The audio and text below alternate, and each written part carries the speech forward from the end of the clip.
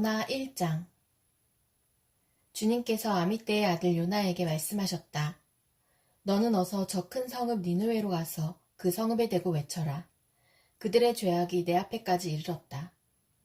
그러나 요나는 주님의 낯을 피하여 스페인으로 도망가려고 길을 떠나 요바로 내려갔다. 마침 스페인으로 떠나는 배를 만나 뱃삭을 내고 사람들과 함께 그 배를 탔다. 주님의 낯을 피하여 스페인으로 갈 셈이었다. 주님께서 바다 위로 큰 바람을 보내시니 바다에 태풍이 일어나서 배가 거의 부서지게 되었다. 뱃사람들은 두려움에 사로잡혀 저마다 저희 신들에게 부르짖고 저희들이 탄 배를 가볍게 하려고 배 안에 실은 짐을 바다에 내던졌다. 요나는 벌써부터 배 밑창으로 내려가 누워서 깊이 잠들어 있었다.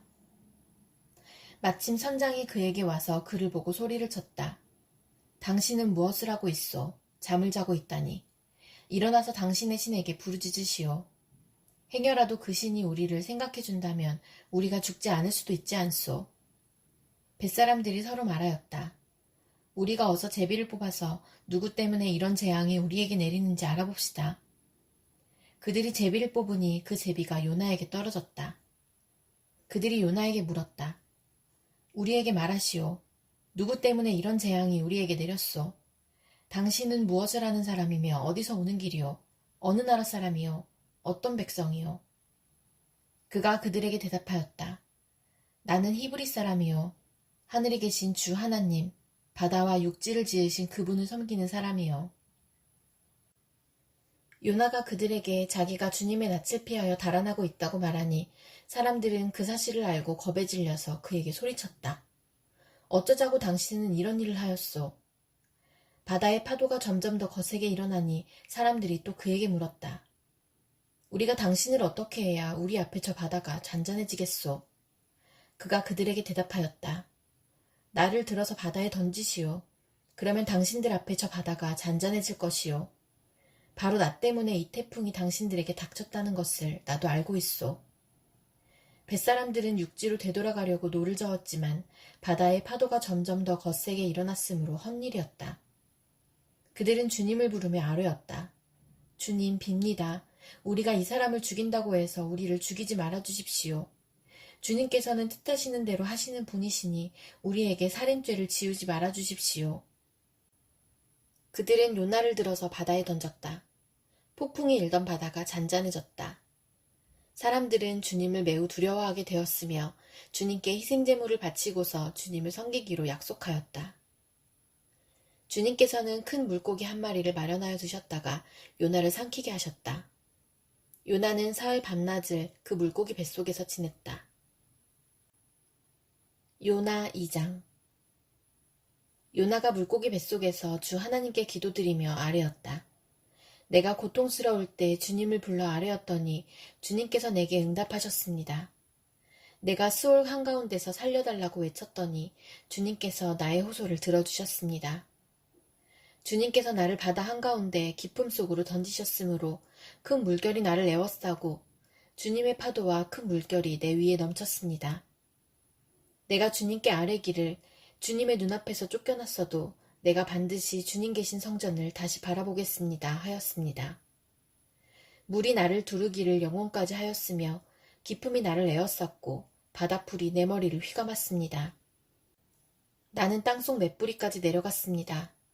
땅이 빗장을 질러 나를 영영 가두어 놓으려 했습니다만 주 나의 하나님, 주님께서 그 구덩이 속에서 내 생명을 건져주셨습니다.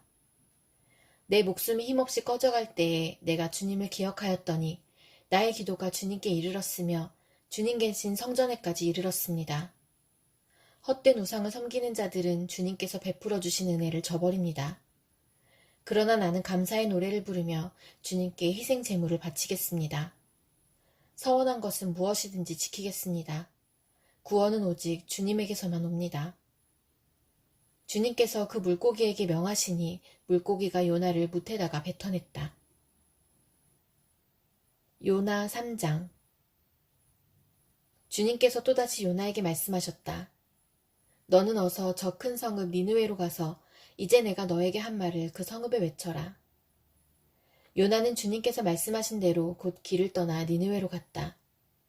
니느웨는 둘러보는 데만 사흘길이나 되는 아주 큰 성읍이다. 요나는 그 성읍으로 가서 하루길을 걸으며 큰 소리로 외쳤다. 40일만 지나면 니느웨가 무너진다. 그러자 니느웨 백성들은 하나님의 말씀을 믿고 금식을 선포하고 그들 가운데 가장 높은 사람으로부터 가장 낮은 사람에 이르기까지 모두 굵은 베옷을 입었다. 이 소문이 니느웨의 왕에게 전해지니 그도 임금의 의자에서 일어나 걸치고 있던 임금의 옷을 벗고 굵은 베옷을 입고 잿더미에 앉았다. 왕은 니느웨 백성에게 다음과 같이 선포하여 알렸다. 왕이 대신들과 더불어 내린 칙명을 따라서 사람이든 짐승이든 소떼든 양떼든 입에 아무것도 대서는 안 된다. 무엇을 먹어도 안 되고 물을 마셔도 안 된다. 사람이든 짐승이든 모두 굵은 배옷만을 걸치고 하나님께 힘껏 부르짖어라. 저마다 자기가 가던 나쁜 길에서 돌이키고 힘이 있다고 휘두르던 폭력을 그쳐라.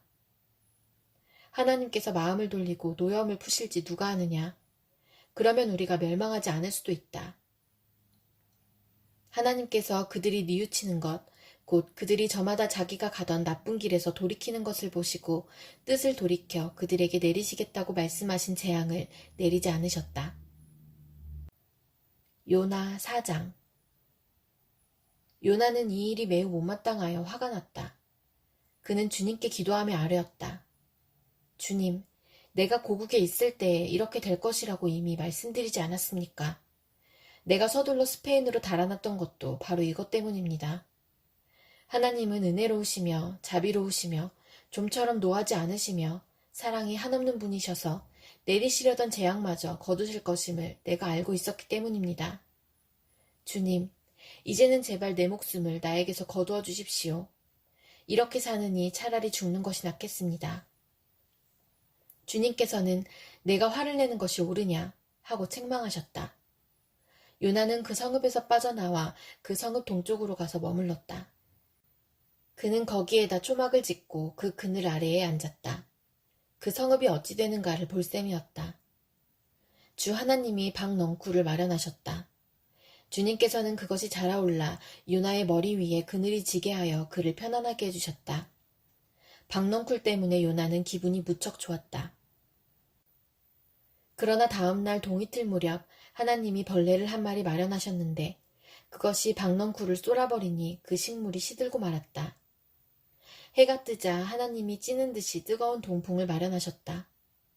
햇볕이 요나의 머리 위로 내리쬐니 그는 기력을 잃고 죽기를 자청하면서 말하였다. 이렇게 사느니 차라리 죽는 것이 더 낫겠습니다. 하나님이 요나에게 말씀하셨다. 박넝쿨이 죽었다고 내가 이렇게 화를 내는 것이 옳으냐? 요나가 대답하였다. 옳다뿐이겠습니까? 저는 화가 나서 죽겠습니다. 주님께서 말씀하셨다. 내가 수고하지도 않았고 내가 키운 것도 아니며 그저 하룻밤 사이에 자라났다가 하룻밤 사이에 죽어버린 이 식물을 내가 그처럼 아까워하는데 하물며 좌우를 가릴 줄 모르는 사람들이 12만 명도 더 되고 짐승들도 수없이 많은 이 큰 성읍 니느웨를 어찌 내가 아끼지 않겠느냐.